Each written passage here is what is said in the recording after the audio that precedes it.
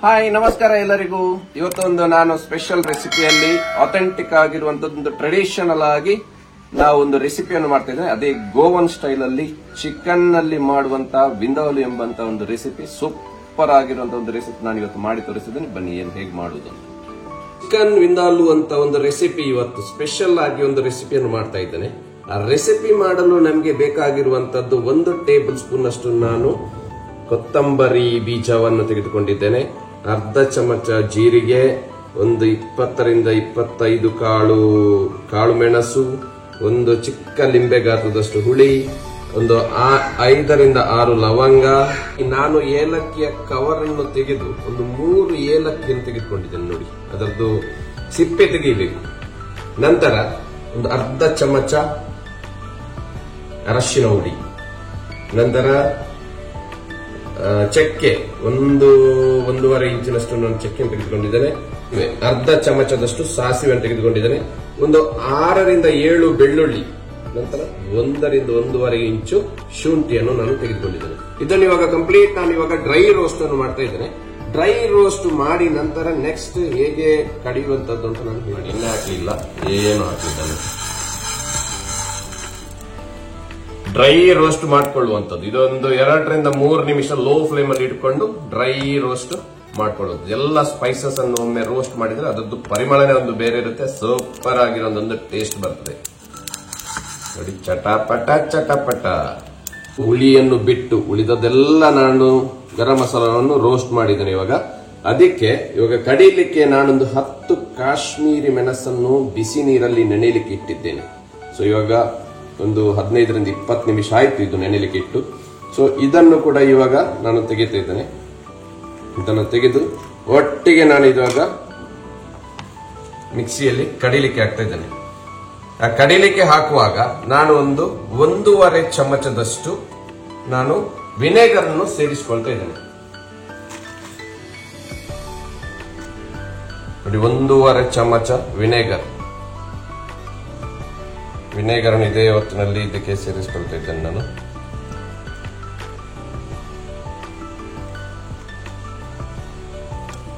So ನಂತರ ಉಳಿದ ಎಲ್ಲ ಮಸಾಲವನ್ನು ಹಾಕಿ ಇದು ಕಡಿಲಿಕ್ಕೆ ಹಾಕುವಂಥದ್ದು. ಇದನ್ನು ಒಳ್ಳೆ ಒಂದು ಪೇಸ್ಟ್ ಮಾಡಲಿಕ್ಕೆ ನಾನು ಇದಕ್ಕೆ ಸ್ವಲ್ಪ ನೀರನ್ನು ಕೂಡ ಸೇರಿಸಿಕೊಳ್ತಾ ಇದ್ದೇನೆ.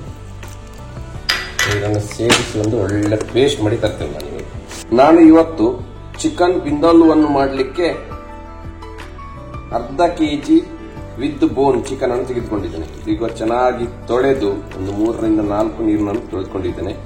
ಇದಕ್ಕೆ ನಾನು ಇವಾಗ ಮ್ಯಾರಿನೇಟ್ ಮಾಡಿ ಇಡ್ಲಿಕ್ಕೆ ನಾನು ಇವಾಗ ಆಲ್ರೆಡಿ ಒಂದು ಈ ಪೇಸ್ಟ್ ಅನ್ನು, ಆಗ ಗರಂ ಮಸಾಲದ ಪೇಸ್ಟ್ ನಾನು ಮಾಡಲಿಕ್ಕೆ ಕಂಪ್ಲೀಟ್ ರೆಡಿ ಮಾಡಿ ಇಟ್ಟಿದ್ದೇನೆ. ಅರ್ಧ ಕೆಜಿ ನಾನು ವಿತ್ ಬೋನ್ ಚಿಕನ್ ಅನ್ನು ತೆಗೆದುಕೊಂಡಿದ್ದೇನೆ. Boiler chicken. ಇದನ್ನು ಚೆನ್ನಾಗಿ ತೆಗೆದುಕೊಂಡಾದ್ಮೇಲೆ ನಾನು ಇದಕ್ಕೆ ಕಡಿದಿಟ್ಟಂತಹ ಮಸಾಲವನ್ನು ಇವಾಗ ಇದಕ್ಕೆ ನಾನು ಸೇರಿಸಿಕೊಳ್ತಾ ಇದ್ದೇನೆ.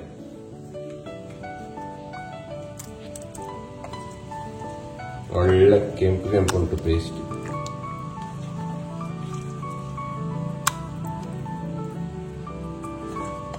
ಮಾಡಿ ಇಡುವಂತ ಪೇಸ್ಟ್ ಇದು. ಇದಕ್ಕೆ ಇವಾಗಲೇ ನಿಮ್ಗೆ ರುಚಿಗೆ ಎಷ್ಟು ಉಪ್ಪು ಬೇಕು ಅಷ್ಟು ಉಪ್ಪನ್ನು ಕೂಡ ನಾನು ಇವಾಗ ಸೇರಿಸಿಕೊಳ್ತಾ ಇದ್ದೇನೆ. ಜಾಸ್ತಿ ಹಾಕ್ಬೇಕಂತಿಲ್ಲ, ಸ್ವಲ್ಪ ಹಾಕೊಳ್ಳಿ. ಮತ್ತೆ ಪದಾರ್ಥಕ್ಕೆ ನೀವು ಮಾಡುವಾಗ ನಿಮ್ಗೆ ಅಡ್ಜಸ್ಟ್ಮೆಂಟ್ ಮಾಡ್ಲಿಕ್ಕಾಗುತ್ತೆ. ಸೊ ಈ ಉಪ್ಪನ್ನು ಕೂಡ ಇವಾಗ ಸೇರಿಸಿ ಈ ಮಸಾಲವನ್ನು ಚೆನ್ನಾಗಿ ಇದಕ್ಕೆ ಮಿಕ್ಸ್ ಮಾಡಿ, ಈ ರೀತಿಯಲ್ಲಿ ಚೆನ್ನಾಗಿ ಮಿಕ್ಸ್ ಮಾಡಿ ಒಂದು ಅರ್ಧ ಗಂಟೆ ನೀವು ಇದನ್ನು ಫ್ರಿಜ್ ಅಲ್ಲಿ ಇಟ್ಕೊಳ್ಬೇಕು. ಒಳ್ಳೆ ಮಸಾಲ ಎಳೀಲಿಕ್ಕೆ ಇದರದ್ದು. ಅಷ್ಟರಾಗುವಾಗ ಅಷ್ಟೊತ್ತಿಗೆ ನಮ್ದು ಅದಕ್ಕೆ ಒಂದು 2-3 ಈರುಳ್ಳಿ ಎಲ್ಲ ಕಟ್ ಮಾಡ್ಲಿಕ್ಕೆ ಉಂಟು, ಅದನ್ನೆಲ್ಲ ಕಟ್ ಮಾಡ್ಕೊಳ್ಳೋಣ ಇವಾಗ.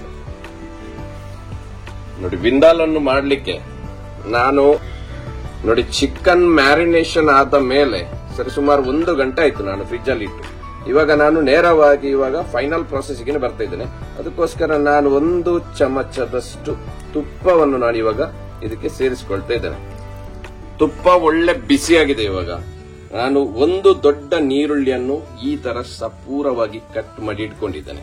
ಈ 1 ನೀರುಳ್ಳಿಯನ್ನು ಇವಾಗ ನಾವು ಈ ತುಪ್ಪದಲ್ಲಿ ಒಳ್ಳೆ ರೀತಿ ಬ್ರೌನ್ ಕಲರ್ ಬರುವ ತನಕ ಇದನ್ನು ಫ್ರೈ ಮಾಡ್ಕೊಳ್ಬೇಕು. ಬ್ರೌನ್ ಕಲರ್ ತುಪ್ಪದಲ್ಲಿ ಒಳ್ಳೆ ರೀತಿಯಲ್ಲಿ ಕೂಡ ಫ್ರೈ ಮಾಡ್ಕೊಳ್ಬೇಕು. ಮತ್ತೆ ಬೆಂಕಿಯಲ್ಲೆಲ್ಲ ಮಾಡಿದ್ರೆ ಉಂಟಲ್ಲ, ಯಾವುದೇ ಅಡಿಗೆ ಕೂಡ ಸೂಪರ್ ಆಗಿ ಮತ್ತು ಟೇಸ್ಟ್ ಆಗಿ ಬರ್ತದೆ.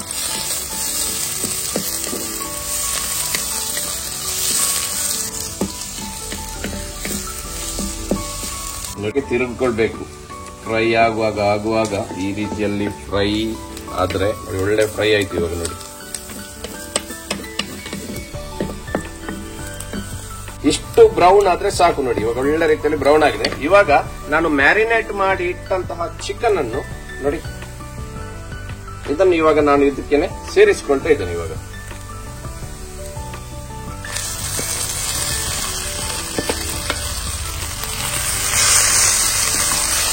ಉಪ್ಪನ್ನು ನಾನು ಅವಾಗಲೇ ಇದಕ್ಕೆ ಸೇರಿಸಿಕೊಂಡಿದ್ದೇನೆ. ಚಿಕನ್ ಇದು ನೀರಂತೂ ಬಿಡ್ತದೆ, ಅದರಷ್ಟಕ್ಕೆ ಸ್ವಲ್ಪ ಬೇಕಾದ್ರೆ ನೀರನ್ನು ಸೇರಿಸಿಕೊಳ್ಳೋಣ. ಇವಾಗ ನಾನು ಸ್ವಲ್ಪ ನೀರನ್ನು, 1 ಕಪ್ನಷ್ಟು ನೀರನ್ನು ಇವಾಗ ಇದಕ್ಕೆ ಸೇರಿಸಿಕೊಳ್ತಾ ಇದ್ದೇನೆ. ಇದರಲ್ಲಿ ಇರುವಂತಹ ಮಸಾಲವನ್ನು ಕೂಡ ತೊಳೆದು, ಇದರಲ್ಲಿ ಚೆನ್ನಾಗಿ ತೊಳೆದು ನಾನು ಸೇರಿಸಿಕೊಳ್ಳುವಂಥದ್ದು.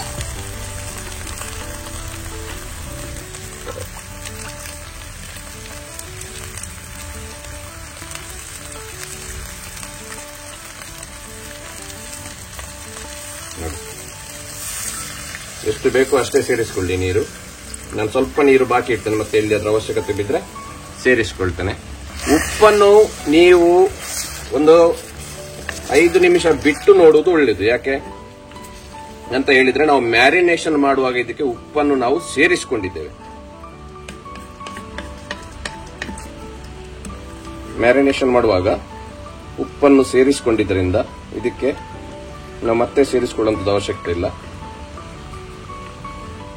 ಮನೆಯಲ್ಲೇ ತಯಾರು ಮಾಡಿದಂತಹ ಟೊಮೆಟೊ ಪೇಸ್ಟ್, ಇದು ಆಪ್ಷನಲ್, ಆದ್ರೆ ಒಳ್ಳೆ ಟೇಸ್ಟ್ ಬರ್ತದೆ. ನಾನು 1.5 ಚಮಚದಷ್ಟು ಟೊಮೆಟೊ ಪೇಸ್ಟ್ ಇದಕ್ಕೆ ಇವಾಗಲೇ ಸೇರಿಸಿಕೊಳ್ತಾ ಇದ್ದೇನೆ.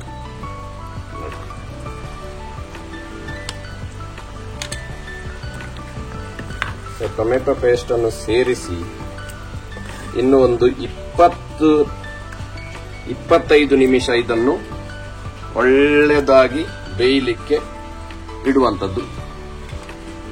ಇದೇ ಫ್ಲೇಮ್ ಅಲ್ಲಿ ನಾನು ಇವಾಗ ಮುಚ್ಚಿಡ್ತೇನೆ. ಇದಕ್ಕೆ 20 ನಿಮಿಷ ಇದು ಬೇಯಬೇಕು.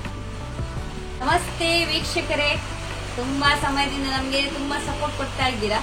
ಹಾಗೆ ನಮ್ಮ ಕಿಚನ್ ಇದ್ದು ನಾನು ಟೂರ್ ಅನ್ನು ತುಂಬಾ ಸಮಯದಿಂದ 2 ಸರ್ತಿಯನ್ನು ನಾನು ಮಾಡಿದ್ದೀನಿ. ಆದ್ರೆ ನಾನು ಆಲ್ರೆಡಿ ನಿಮ್ಗೆ ಹೇಳ್ತಾ ಇದ್ದೆ, ನನಗೆ ತುಂಬಾ ಉಪಕರಣಗಳೆಲ್ಲ ಇದೆ ನನ್ನ ಹತ್ರ, ನನಗೆ ಕರೆಕ್ಟ್ ಆಗಿ ಸೆಟಪ್ ಮಾಡ್ಲಿಕ್ಕೆ ಉಂಟು ಅಂತ ಹೇಳಿ. ಹಾಗೆ ಸಿಂಪಲ್ ಆಗಿ ಒಂದು ಸೆಟಪ್ ಅನ್ನ ಮಾಡಿದ್ದೇನೆ. ನಾನು ಇಲ್ಲಿ ನೋಡ್ಬೋದು, ಇಂತಹ ಉಪಕರಣಗಳೆಲ್ಲ ನಾನು ನಿಮ್ಗೆ ತೋರಿಸಿದ್ದೇನೆ ಕೂಡ ಇದಕ್ಕಿಂತ ಮುಂಚೆ ಕೂಡ. ಸೊ ಇಲ್ಲಿ ಈಗ ಸಿಂಪಲ್ ಆಗಿ ಸೆಟಪ್ ಮಾಡಿದ್ದೇವೆ. ಇಲ್ಲಿ ನೋಡ್ಬೋದು, ಇದೆಲ್ಲ ನಾನು ಮಾಡಿದ್ದು ಕೈಯಲ್ಲಿ ಸಿಂಪಲ್ ಆಗಿ. ಸೊ ಇನ್ನೂ ಸಹ ಆಡ್ ಮಾಡ್ಲಿಕ್ಕೆ ಇಷ್ಟ ಇದೆ ನನಗೆ ಇದರಲ್ಲಿ. ಯಾವ ರೀತಿ ನಮ್ದು ಸೆಟಪ್ ಕಾಣಿಸ್ತಾ ಇದೆ ನಮ್ಗೆ ಕಾಮೆಂಟ್ ಅಲ್ಲಿ ಹಾಕಿ ಆಯ್ತಾ. ಏನು ಆಡ್ ಮಾಡಬಹುದು ಅಡಿಷನಲ್ ಆಗಿ, ಯಾವ ರೀತಿ ನಿಮ್ಗೆ ಕೆಲವೊಂದು ಐಡಿಯಾಸ್ ಇದ್ರೆ ಹೇಳಿ. ಮತ್ತೆ ಇದರಲ್ಲಿ ಕೆಲವೊಂದು ಉಪಕರಣಗಳು ನಿಮ್ಗೆ ಹೆಸರೆಲ್ಲ ಗೊತ್ತಿದ್ರೆ ಮೆನ್ಷನ್ ಮಾಡಿ ಆಯ್ತಾ. ನೋಡಿ, ನಮ್ಮ ವಿಂದಾಲು ಇವಾಗ ಚಿಕನ್ ಒಳ್ಳೆ ಬೆಂದಿದೆ. ಇವಾಗ ಒಳ್ಳೆ ಬಾಯ್ಲ್ ಆಗಿದೆ ನೋಡಿ, ಸೂಪರ್ ಆಗಿ ಬಂದಿದೆ. ಗ್ರೇವಿ ಕೂಡ ನೋಡಿ ತಿಕ್ಕಾಗಿ ಬಂದಿದ್ದು. ಪರೋಟಕ್ಕೆ, ನೀರ್ ದೋಸೆಗೆಲ್ಲ ಹೇಳಿದಂತ ಮಸಾಲ ಇದು. ಒಳ್ಳೆ ಪರಿಮಳ ಕೂಡ ಬರ್ತಾ ಉಂಟು ನೋಡಿ. ಸೊ ಇವಾಗ ಇದಕ್ಕೆ ನಾನು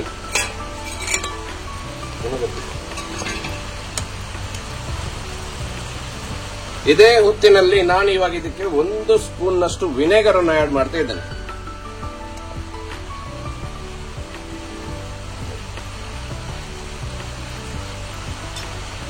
ಒಂದು ಸ್ಪೂನ್ ವಿನೆಗರ್, ನಂತರ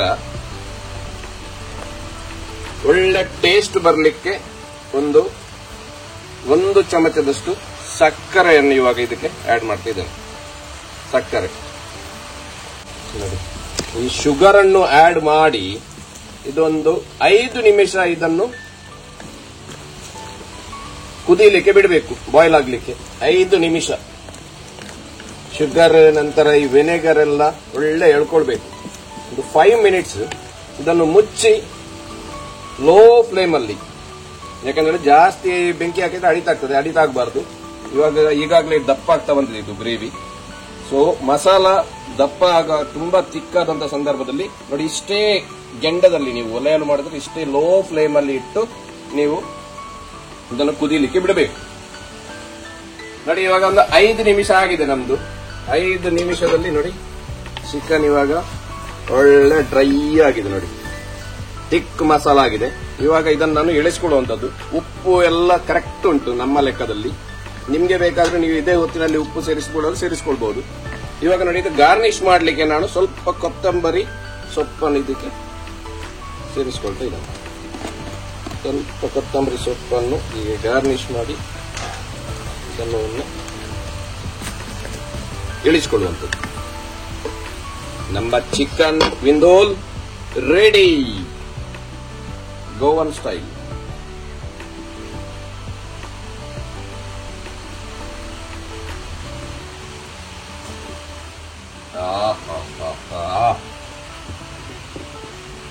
ಸೂಪರ್ ಪರಿಮಳ, ಪರಿಮಳ ಅಂದ್ರೆ ಪರಿಮಳ.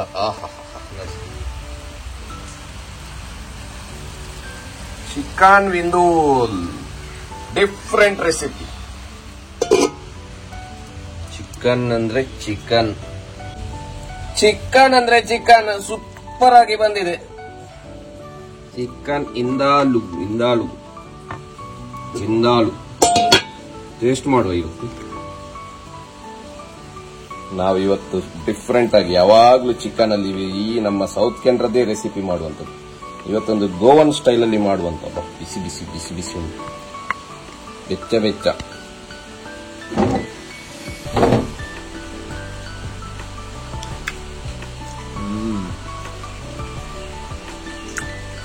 ಸೂಪರ್ ಆಗಿ ಬಂದು ಮಾತ್ರ. ಸ್ವಲ್ಪ ಶುಗರ್ ಹಾಕಿದ್ದರಿಂದ, ವಿನೆಗರ್ ಹಾಕಿದ್ದರಿಂದ ಡಿಫ್ರೆಂಟ್ ಟೇಸ್ಟ್. ಇದು ಒಮ್ಮೆ ನೀವು ಮನೆಯಲ್ಲಿ ಮಾಡಿ, ಇದು ಮಾಡಿ ಒಮ್ಮೆ ನಮ್ಗೆ ಒಮ್ಮೆ ಕಮೆಂಟ್ ಹಾಕಿ ಹೇಗೆ ಆಗಿದೆ ಅಂತ. ಅಲ್ಟಿಮೇಟ್ ರೆಸಿಪಿ ಇದು. ಅದೇ ಬಾಯಲ್ಲಿ ನೀರು ಬರ್ತಾ ಉಂಟು. So ultimate recipe. ನೀವು ಕೂಡ ಮನೆಯಲ್ಲಿ ಮಾಡಿ.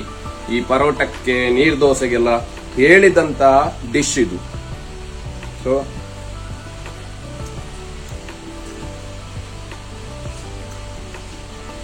ಇದನ್ನು ಒಮ್ಮೆ ನಿಮ್ಮ ಮನೆಯಲ್ಲಿ ಮಾಡಿ ನಮಗೆ ಕಮೆಂಟ್ ಅಲ್ಲಿ ತಿಳಿಸಿ. ಇವತ್ತು ಜಾಸ್ತಿ ನಾವು ಸ್ಟೋರಿ ಎಲ್ಲ ಹೇಳಲಿಕ್ಕೆ ಹೋಗ್ಲಿಲ್ಲ, ಯಾಕಂದ್ರೆ ಸ್ವಲ್ಪ ಬಿಸಿ ಇದ್ದೇನೆ.